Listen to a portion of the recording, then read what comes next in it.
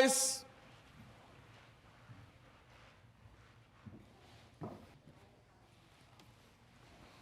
Court is now in session. The Honorable Judge Lauren Lake presiding. Hello, Your Honor. Hello. Please be seated.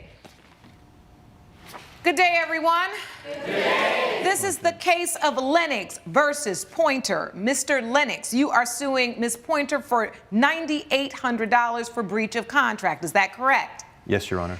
And Ms. Pointer, you say the plaintiff is being superficial and you did not breach any contract. Is that correct? Honor. All right, I'll start with you, Mr. Lennox. What happened? Thank you, Your Honor. Well, what happened, I mean, I imagine back to when I was a child, and on the counter at my family home, I see photos of my family going down generations, and I saw little me there, and I imagined one day that I would have my own child to have a picture with on that counter. So fast forward, and I'm now looking for a wife, and you know, like every young man dreams, I'm sure, as like a lot of people dream, they imagine who their wife is going or their husband is going to look like, and I was imagining somebody that was tall, ambitious, mentally fit and capable, honest and attractive. I feel that I have received certain opportunities and gained a lot through my looks, I have to say, and I wanted my child to be raised in a similar fashion. So I was, you know, looking for. You taking 10 minutes to say you wanted to have a baby that you thought was pretty. I wanted to have a child. Yeah, I wanted to have the life that I thought of. Yes, Your Honor. And the life you thought of was a life of what? A child that looked like you? Yeah, I mean, a child that looked like yes, Your Honor. But not, I mean, I found Tanya at the gym after a spin class, and whatever boxes I may have needed to check, she seemed to check all of them. I mean, look at her. You met Mr. Lennox at the gym? Yes, Your Honor. You liked him, he liked you? Yes, Your Honor. You started a relationship? Yes, Your Honor. Were you or were you not forthcoming about your life, your family, your background, your past? I was, as much as I felt like I needed to disclose. I did not disclose to him certain things about my past. I did let him know that my parents were killed in a plane crash, leaving my brother and I all alone. You know how long it took me to figure that out, Your Honor? Like, we're talking months of our relationship before she would cry when I'd ask her, focused on my and I eventually got her to tell me. So I didn't really feel like there was an opportunity for me to share a heartfelt moment with him. So wait, you all are in a relationship, but you didn't ever feel there was time for you to have a heartfelt moment with a man you're in a relationship with? That doesn't make sense. Well, Thank you. The issue at hand is my cosmetic procedures. After my parents were killed in the plane crash, I underwent a ton of cosmetic procedures so that I would not have to be reminded of my mother and what had happened to her. So I did. This is all cosmetic surgeries. And I just wanted to be away with my past. And he felt like because I did not disclose that to him, that now our child is ugly. We just had a child, and he started calling my baby ugly. That is not what my baby's only 1 year old. He's handsome. And he says that because the child does not look like his family lineage, that my baby is ugly. Your Honor, that's not... Well, Mr. Lennox, I don't understand how you could be upset with what a new baby looks like. Why are you upset about that? It is not my child's looks that upset me. So what is it? It was seeing my child for the first time and how it felt I was looking at a complete stranger, didn't look like either parent. It put into motion in my head now what had been, I guess, percolating for a while, that this woman that I thought I knew was not telling me about her life, and my first thought was she must be cheating on me. This child doesn't look like me. So the baby, you felt like the baby didn't look like you, and it didn't look like Miss Pointer, so you were like, I'm not the father. Coming up. I made it very clear, Your Honor. So you said, I want to have a child with you, but just tell me, have you had any plastic surgery? This is the moment where the case gets heavier than it first appeared. Tanya is not saying she had cosmetic procedures because she thought she was unattractive. She is saying she changed her appearance because after losing her parents in a plane crash, looking in the mirror reminded her of her mother, and that trauma was unbearable. That does not automatically erase every question about disclosure in a serious relationship, but it absolutely changes the emotional context. Then the real gut punch lands. She says he called their baby ugly. That is not just cruel. That is the kind of comment that reveals what this fight is truly centered on. Not parenting, not healing, not partnership, image, perception, expectation. And once a 1-year-old child becomes the target of adult resentment, the courtroom energy changes fast. Legally, this case is still about whether there was any actual contract breached. But emotionally, viewers are now watching something much uglier. So what do you think? Does trauma explain the non-disclosure here? Or should she still have told him before marriage and IVF? Your Honor, I didn't feel the need to ask. I mean, look at her. It's very well done. She looks amazing. Well done. You acting Now. like somebody baked her in the oven. And later, We got escorted out of the. Oh, because after the phone flew and all that Yes. happened, y'all got escorted out of the ballet. closed captioning provided by. If you'll be in the Los Angeles area and want to bring your case to court, call 1-888-552-6878. You're watching We the People with Judge Lauren Lake. We're back with the case of Jeffrey Lennox, who brought his ex-wife Tanya Pointer to court after he says she lied to him. She knows my position on plastic surgery. I think it's disingenuous and it lacks integrity. I would not have married, let alone pay for an IVF fertilization treatment with someone who had an addiction to plastic surgery, like Tanya certainly does. And Did you say that before you all decided to have a sexual relationship? I made it very clear, Your Honor. So you said, I want to have a child with you. I'm willing to pay for IVF, but just tell me, have you had any plastic surgery? Your Honor, I didn't feel the need to ask. I mean, look at her. It's very well done. She looks amazing. Well done. You acting Now. like somebody baked her in the oven. With all the surgery she's gotten, which is, by the way, is worth way more than the $10,000, the $9,800 that I'm here seeking to recoup. It is as if, I mean, somebody really went to work on her, and of course, I don't know anything about that. Nothing about that part of her life. What does this mean? I'm not liking the way you're objectifying superficial. Your Miss Honor, Pointer. So and I superficial. apologize for that, but I offer into evidence a photo here that I found. And please tell me, Your Honor, if that looks like the same person to you. Actually, she looks a little different, but the shape of her face, the shape of her eyes, her eyebrows, And Your her Honor- nose is different. May I just say that I'm not ashamed of that photo. I did You not shouldn't get, be. I did not get those cosmetic procedures because I thought that I was ugly. I got those cosmetic procedures because it was traumatizing looking in the mirror and being reminded of my mother's face. So it was very devastating for me to find out that he felt like our child was ugly.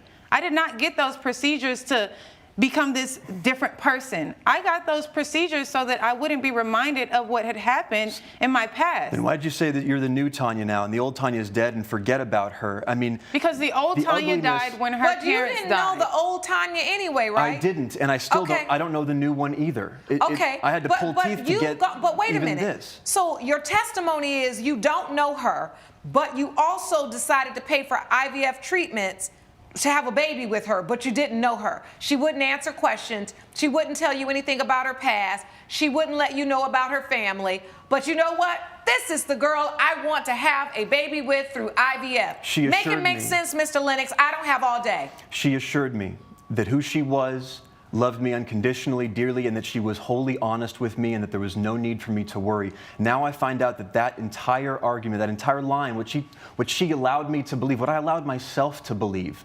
that was a cover story to prevent me from understanding that she hacked at her body to upgrade herself. I mean, her brother apparently used it to try to start a new life. She upgrades her physical form or something. Your Honor, Hold on. Why are you being so melodramatic about plastic surgery? It's the lies. You say you're suing her for breach of contract. What's the contract? And it better say in this contract, I'm going to pay for this IVF as long as you are the natural, original version of yourself with no plastic surgery. I want to see that contract. Where is that? Your Honor, it's a marriage contract.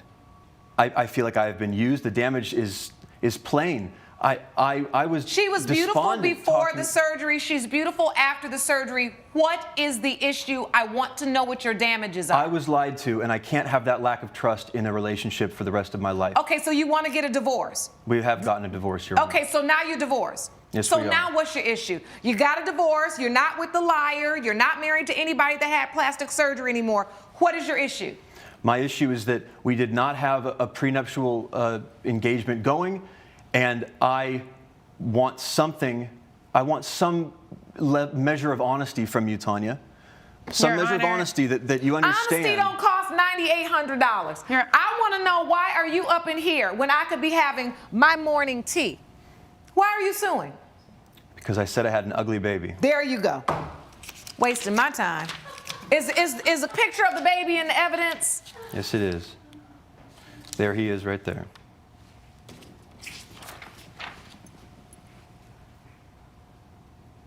So you're angry because this baby doesn't look the way you envisioned in your mind. This is insanity. You should be ashamed of yourself for even coming in here with this nonsense.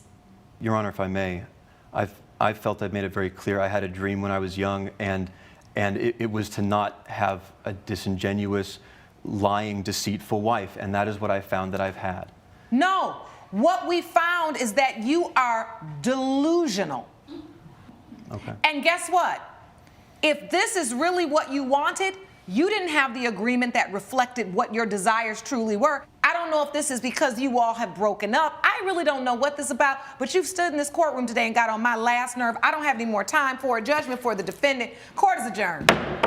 This may be the most important legal exchange in the first case because Judge Lake asks the question that destroys weak claims every single day. Where are the damages? Not the hurt feelings, not the broken dream, not the sense that he was embarrassed or misled. The damages. He keeps coming back to honesty, trust, and wanting Tanya to acknowledge what he believes she did wrong. But a court cannot price emotional dissatisfaction at $9,800 unless there is a specific agreement tied to an actual measurable loss. And that is exactly why the judge sounds so irritated. Divorce already happened. The relationship is over. So what is the court being asked to reimburse here? IVF money because he no longer likes the story? Marriage disappointment as a financial penalty? That is not how this works. Once the baby's picture is introduced, it becomes even more obvious that this is less about contract law and more about a man furious that real life did not match the polished version he imagined. Judge Lake has ruled in favor of the defendant. The plaintiff's case is dismissed.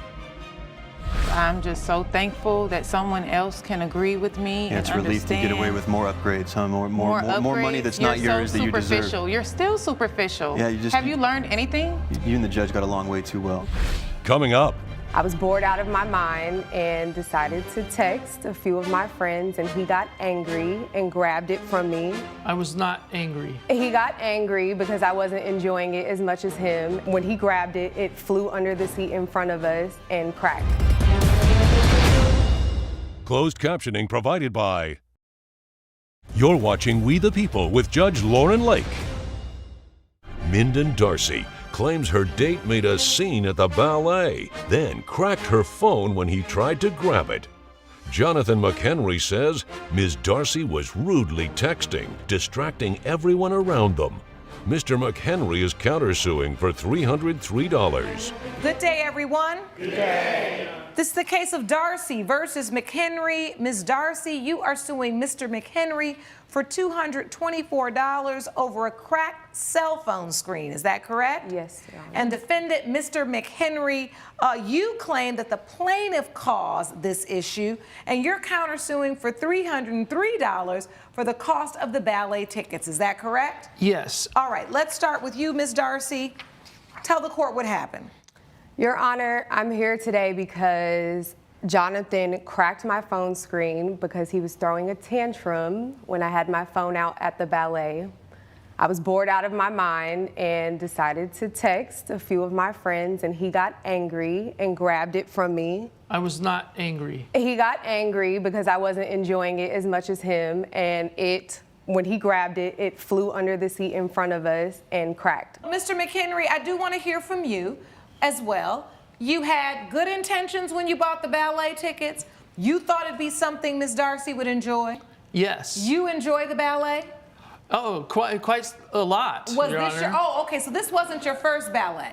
No, I go and I see He goes with his mom. the ballet well, I had to go with my mom because she wouldn't go with me. All right, so for the 6-month anniversary, limo, ballet tickets, it sounds like a nice Yes. date to me. Good seats? Yes, we had the best seats in the house. That's the only seats to have. Coming up, I was so embarrassed. Well, what made you think you gonna grab a grown woman's phone and take it? closed captioning provided by. You're watching We the People with Judge Lauren Lake. We're back with a dispute between Minden Darcy and Jonathan McHenry over a damaged cell phone and ballet tickets. This young lady was doing a very beautiful pirouette, and then out of nowhere is this cell phone like blurring all of this light everywhere. And I wanted us to enjoy the evening and have a really good time, and I thought we were. She admitted in court she was texting because she was bored. Yes. So then what did you say? Well, I said, Minden, put down your phone. Like, you know, there's this, didn't you see the sign? He didn't say it in the calm way that he's saying it now. Like, it was aggression, and it was like... How aggressive? You're in the middle of the ballet. He didn't scream, did he? Okay, it was a condescending tone, Your Honor, and it's like he has this issue when things don't go his way. He wants to talk to me like he's a parent and not a boyfriend, and I don't appreciate that. I'm and it's not my phone. your father. I'm not And a I parent. feel like if we're in a setting where everyone is focused on the stage and I am bored, instead of falling asleep, which I could have done and I thought I was gonna do, I decided to just get in our group chat. Well, I just, you know, she didn't turn her phone off. How so- many times did you ask her? This is such a classic example of how tone can turn a manageable disagreement into a full-on public meltdown. Jonathan says he asked her multiple times to stop. Minden says he did not ask like a boyfriend. He spoke like a scolding parent. And whether you side with him or not on the ballet etiquette, that distinction matters. Because once someone feels talked down to, embarrassed, or controlled in public, the tension escalates instantly. Now add in a dark theater, nearby patrons getting annoyed, and a glowing phone in the middle of a performance, and you have the perfect recipe for impulsive bad decisions. Judge Lake clearly understands that the texting was inappropriate. She is not rewarding that behavior, but she is also zeroing in on the bigger legal problem. You do not get to physically take a grown woman's phone because you are frustrated. So let me ask you, at that point, was this really about respecting the ballet, or had it become about power? I believe it was 3 times. I just took the phone and I tried to turn it off. He snatched the phone, politely. Your Honor. He didn't take it, he Just- snatched the phone. And she pulled back and it shot across the room. It flew underneath the seat of this other couple that was there. And Who were already annoyed because he was causing a scene. Everyone was looking at us like it was really embarrassing. What made you think you gonna grab a grown woman's phone and take it? But I could see how that could be distracting, right? Mm-hmm. But what I don't agree with are your methods. We got escorted out of the... Oh, because after the phone flew and all that happened, y'all got escorted out of the ballet. Yes. Judge Lake's verdict when We the People returns. Promotional consideration provided by. You're watching We the People with Judge Lauren Lake. Unfortunately for you, Mr. McHenry, you do owe Miss Darcy for the damage you caused to her phone screen.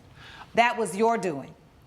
Do you understand that? Yes. And because you chose the person you'd like to accompany to the ballet with you, you gifted her a ticket, and that is really all you're doing. You could have seen the entire ballet and she would have just been on the phone, and you might have broken up with her after, but you would have seen the ballet you paid for.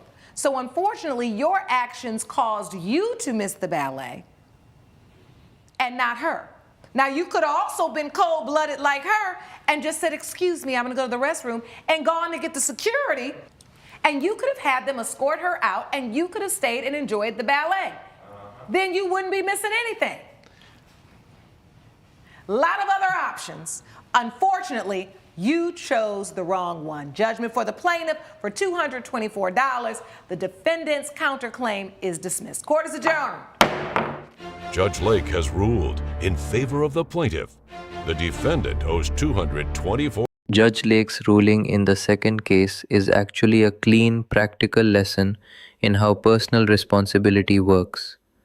Jonathan owes for the phone because his action caused the damage, period. But his countersuit for the ballet tickets gets tossed, and that makes perfect sense too. Inviting someone on a date is not the same thing as entering a reimbursement contract. He chose the tickets, he chose the night, he chose the guest. The fact that the date bombed does not magically convert his anniversary plans into a debt she now owes him. And the judge's point about what he could have done differently is devastating because it is so simple. If he had involved security or staff instead of grabbing the phone himself, he may have still enjoyed the performance and walked away with the legal high ground. Instead, one impulsive move cost him the ballet, the argument, and the money. That reluctant apology at the end? That sounds less like romance and more like cleanup. What makes these two cases so compelling is that, on the surface, they look completely unrelated. One is about marriage, IVF, cosmetic surgery, and a father projecting fantasy onto a child. The other is about a ruined anniversary, bad manners at the ballet, a grabbed phone, and a cracked screen. But the judge's message in both is incredibly consistent. The courtroom is not the place to invoice someone for your disappointment. In the first case, the plaintiff could not prove a real contractual breach or a real financial loss, so the case was dismissed. In the second, the defendant may have had a point about rude behavior, but he crossed the line when he physically grabbed the phone and caused the damage, so he had to pay. That is the broader lesson here. Emotion explains behavior, but it does not automatically justify it, and it definitely does not replace evidence. If you found this case as shocking as we did, make sure to hit that like button, share your thoughts in the comments, and don't forget to subscribe for more jaw-dropping courtroom breakdowns.